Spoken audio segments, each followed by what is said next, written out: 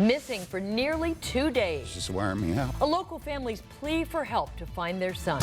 Take a look at this. A giant tree uproots and lands on children on a playground. The aftermath just moments away. An ancient relic and modern technology, the digital image surfacing, believed to be the face of a young Christ. There's still chances for showers and thunderstorms around the tri-state. I'll tell you when they could arrive in your 9 first warning forecast. 11 minutes of nonstop news and weather starts now.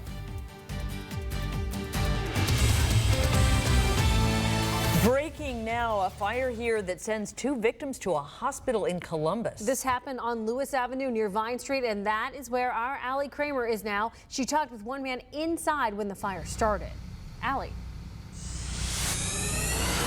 Good evening, Carol and Tanya. A terrifying night tonight for the Payne family who lives here in this home behind me on Lewis Street. An elderly woman and her daughter actually had to be rescued. Take a look right now from the second story. This front window, firefighters had to actually go through those windows, bringing those 2 victims down the ladders to safety. Now, those 2 women, they were not alone in the house. Raymond Payne, the victim's son and brother, he was in the basement when he heard his young nieces yelling that the house was on fire. By the time he got upstairs, he was overwhelmed by smoke and couldn't get to that second floor, but he knew his 81-year-old mother, Josephine, and 55-year-old sister, Virginia, were upstairs. He described for us the horrific scene as it unfolded, all with him inside.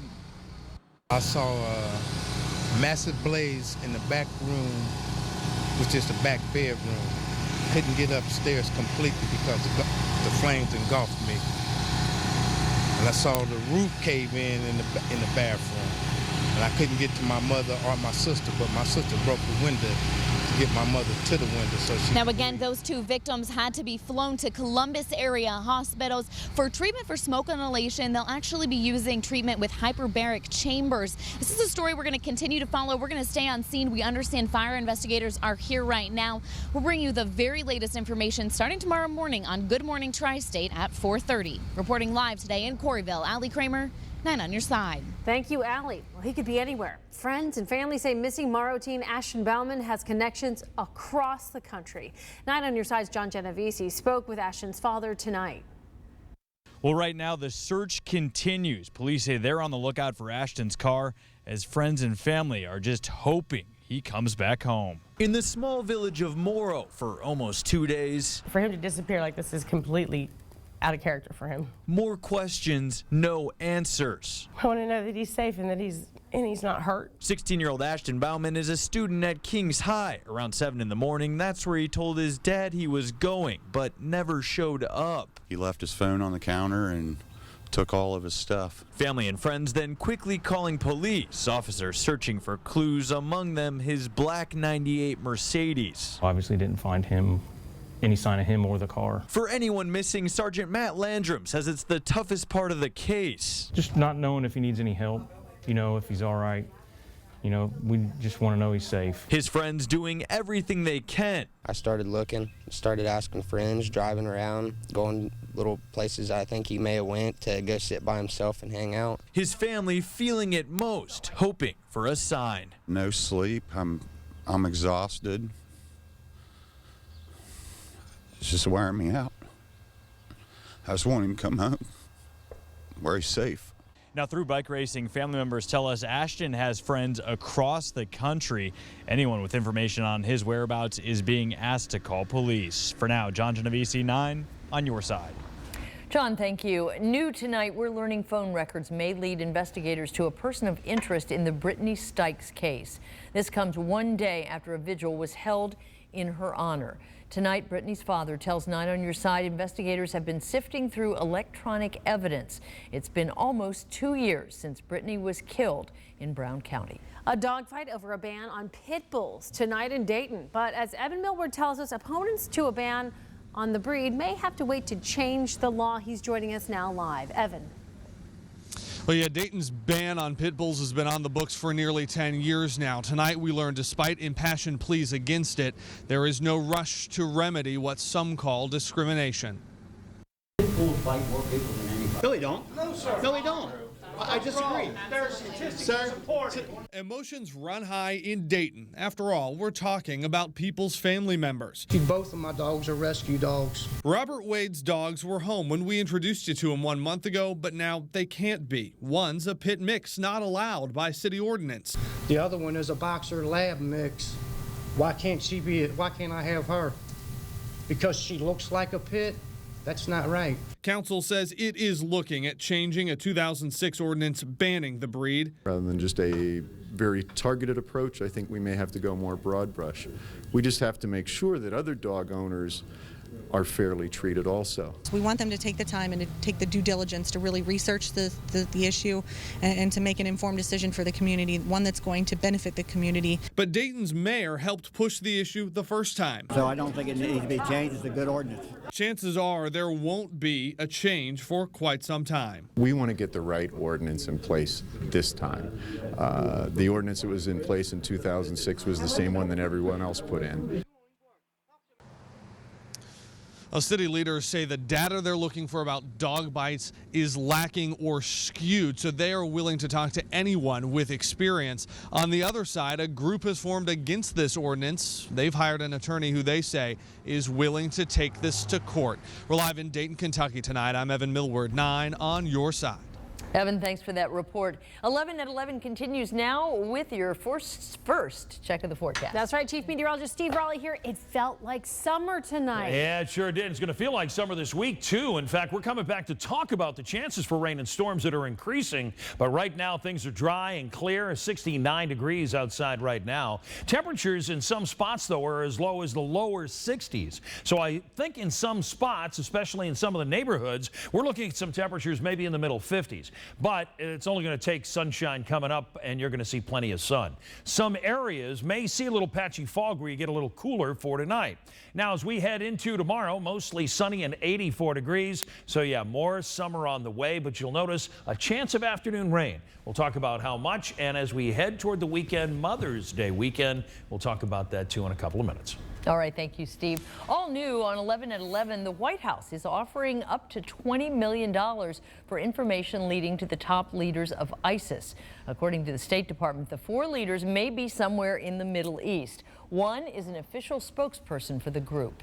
And one of the Baltimore police officers who arrested Freddie Gray says the arrest was legal. Officer Edward Nero says Gray was carrying an illegal weapon. He argues in his motion that the knife found in Gray's pocket, described in charging documents as a spring-assisted, one-hand operated knife, is illegal under stricter rules in Baltimore. And closing arguments are in the books in the trial of a Cleveland police officer. Michael Brillo is charged in the deaths of 2 people in a 137-shot barrage of police gunfire. Prosecutors argue Brillo acted unreasonably when he stood on the hood of the suspect's car and fired. The defense countered that Brillo believed the 2 were armed and shooting. All the votes have now been counted in today's primary and special elections in Ohio and Indiana. In the GOP primary for Norwood Mayor, Ken Crawford beat Chuck Russ by a wide margin. Look at that. Crawford now faces incumbent Mayor Tom Williams come November. In Cheviot, Deborah Slaughter won the GOP primary for mayor. She beat William Clark and will face Mayor Sam Keller this fall. And many communities had levies on the ballot. In Warren County, the King's local school levy easily passed. Well, for all the results, you can see them right now on WCPO.com. Meanwhile, as Kentucky's primary nears, one Republican candidate for governor calls abuse allegations a flat-out lie. James Comer is accused of abusing his college girlfriend. Marilyn Thomas says in a letter that Comer hit her and then drove her to a clinic to have an abortion. Comer is now threatening legal action. Flatly deny the allegations that we had an abusive relationship. Those allegations are untrue. I did not drive Marilyn to a medical clinic. I flatly deny that accusation. Kentucky's primary is set for May 19th. Comer is one of several Republican candidates. Her life shattered. Only on 9 on your side. Strong words from the woman kidnapped in a Hamilton parking garage. David Michael Patrick was sentenced to 11 years in prison today. The convicted sex offender kidnapped the woman last summer. Before the sentence, she addressed her abductor on the pain that she has suffered, but then she offered a little compassion. And I hope he gets the help he needs, and I hope he gets an education so when he gets out that his life will be better. The judge even told Patrick he would have sentenced him for longer or more time, but that was the longest the law would allow. There is no chance of parole. A sign of the times or a plot to butt out smokers? The Clark County Sheriff's Department says it's no longer going to hire smokers. The sheriff says it promotes a healthier workforce to better serve its citizens. Tobacco in cruisers was already banned, but now current users can't smoke or chew on the job. Some residents feel there's just no reason and fear it could spread.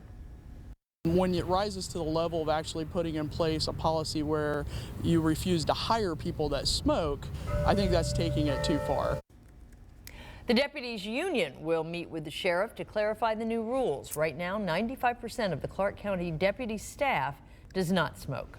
The uproar over reassigning 2 SCPA officials continues. Artistic Director Dr. Isidore Rudnick and Principal Stephen Brokamp were moves after a scathing accountability report. We were there Monday as students and parents protested. Another protest is set for tomorrow at Washington Park. An alert for drivers tonight. You'll want to keep your eyes on the roads over the next few months. The Ohio Department of Natural Resources says white-tailed deer will be on the move. Does are giving birth, and some will be looking for their own territory. We're on your side with some easy things to remember while you're driving. Keep alert during dawn and dusk. Seeing one deer usually means there are more. Use your high beams to get better visibility and try not to swerve in order to miss one. That could put others in danger. There are flocks of them, like seriously around I have had that happen to myself. Yes, it's kind of scary. Still plenty ahead here at 11, including a freak crash. A tree falls right on top of kids playing. What may have caused that to happen? A plot to kill, a steak knife found in an 8-year-old's backpack. Why charges may not be filed. The $250,000 heist. You're going to never believe what was taken from this Florida warehouse and the elaborate plan to make it happen. And running in the family. Tonight in Healthy Living, the chances you could pass this certain activity on to your children. You're watching 9 on Your Side at 11 o'clock.